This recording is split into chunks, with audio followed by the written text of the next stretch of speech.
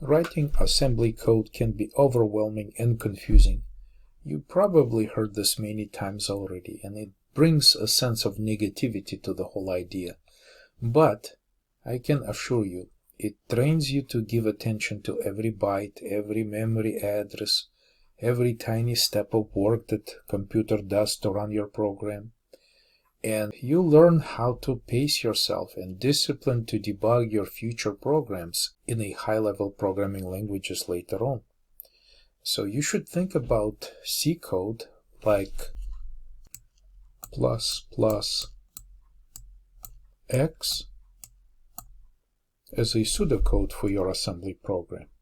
Such pseudocode becomes your comments, which ideally should be clearly written for every instruction.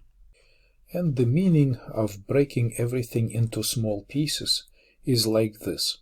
If you want to compute x plus y multiplied by z minus w.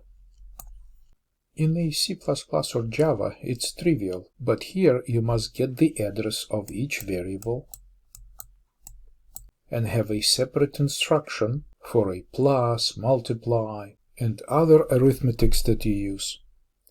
And this could also mean storing temporary values in CPU registers while doing your computation, especially in cases when you have parentheses, which override the precedence of the operators and give it a different order of evaluation. And this is actually another reason to keep your C, C++, and Java expressions short. If you notice that they become long and complicated, break them into smaller expressions and use temporary variables in the code. So one day, this may save you long hours of debugging your code.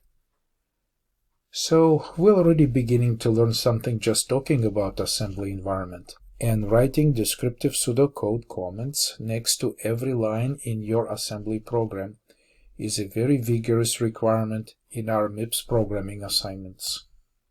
Okay, so this is very important.